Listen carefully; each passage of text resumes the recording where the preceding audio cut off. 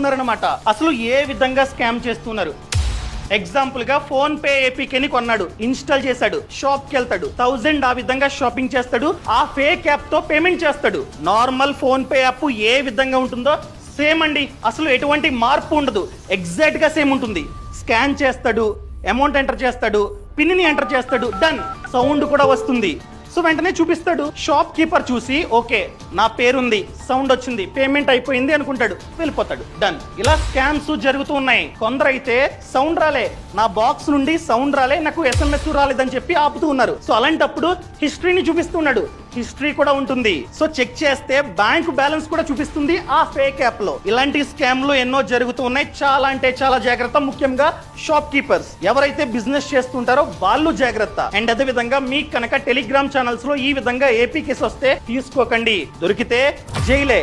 And ఈ సమాచారాన్ని ప్రతి ఒక్కరికి షేర్ చేయండి.